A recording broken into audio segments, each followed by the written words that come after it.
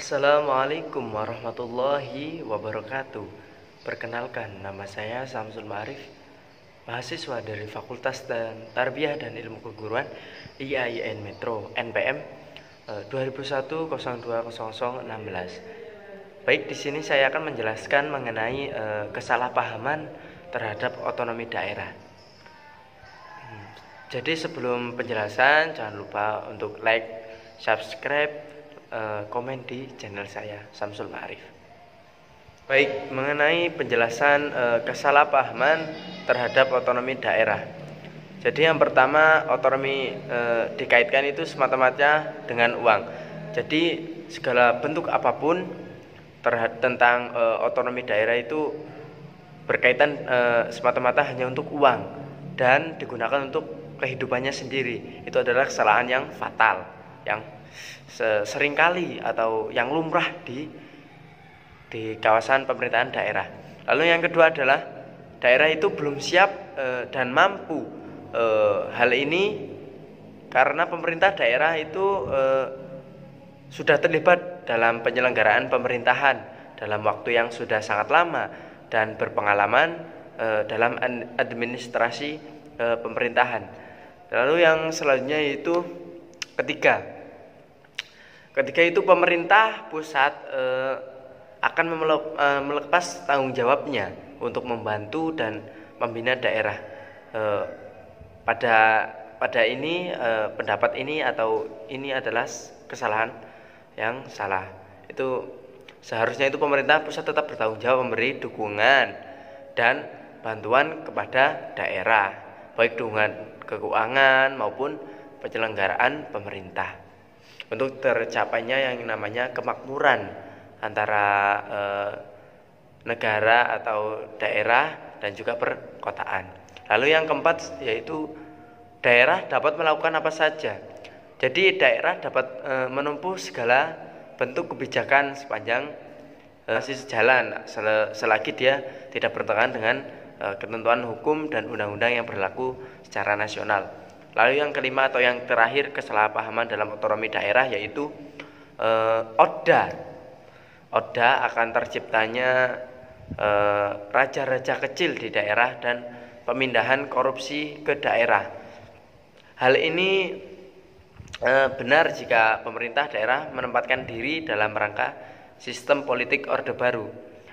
Jadi tidak hanya di kawasan perkotaan untuk di kalangan koruptor, para koruptor. Jadi daerah juga memiliki yang namanya harus bertindak tegas mengenai pemindahan korupsi ke daerah-daerah tersebut.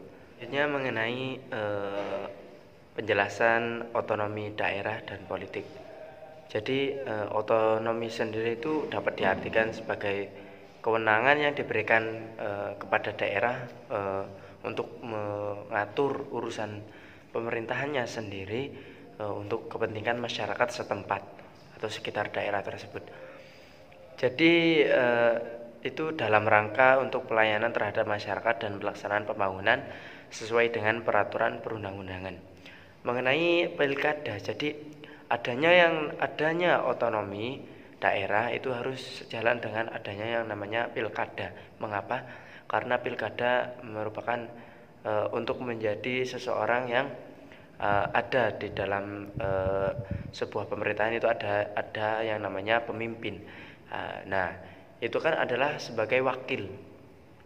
Ya, wakil. Tugasnya itu adalah yaitu tadi untuk mengepentingkan masyarakat setempat untuk aspirasi masyarakat agar terpenuhi, termasuk dengan sumber daya alamnya, untuk pembangunannya, untuk memajukan daerahnya tersebut yang namanya perlu yang namanya kepala daerah, bisa disebut seperti itu.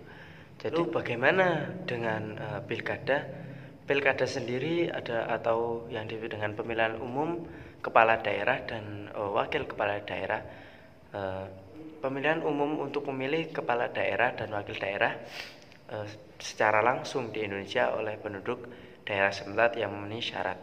Kepala daerah dan wakil daerah itu bisa disebut dengan gubernur, wakil gubernur, lalu itu untuk provinsi, lalu bupati dan wakil bupati untuk kabupaten, wali kota dan wakil wali kota untuk daerah kota, untuk kota.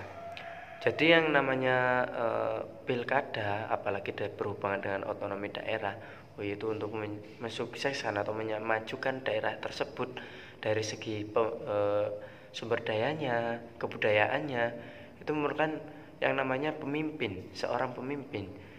Dan tugas pemimpin itu sendiri yaitu tadi mensejahterakan di kawasan daerah-daerah tempat tinggalnya, untuk sebagai wadah aspirasi masyarakat berkeluh kesah, dan ada yang namanya yang memberikan dana atau seperti apa, itu adalah tugas dari pemerintah daerah.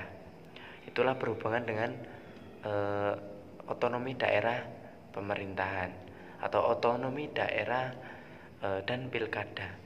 Lalu baiklah mengenai kelebihan dan kekurangan pilkada secara langsung.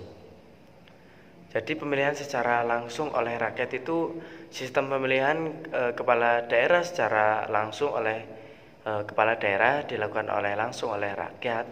Maka bagi siapapun yang memiliki kemungkinan dan potensi menjadi kepala daerah, bukan hanya kandidat dari partai-partai kecil, mereka bukan pengurus partai politik pun bisa menempuh jalur independen. Namun sistem ini memiliki kelemahan. Jadi faktornya itu menghabiskan biaya lebih banyak dan tidak sedikit. Selain itu biaya penyelenggaranya yang harus dilakukan itu sangat besar, sebab mereka perlu menyiapkan anggaran untuk atribut kampanye, lalu kegiatan sosial lainnya. Bahkan tak jarang para kandidat juga membayar langsung pada para pemilih agar bisa memenangkan pertarungan.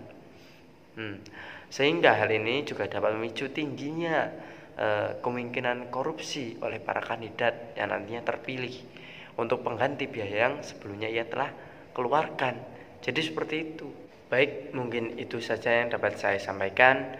Kurang dan lebihnya saya mohon maaf. Saya akhiri. Wassalamualaikum warahmatullahi wabarakatuh.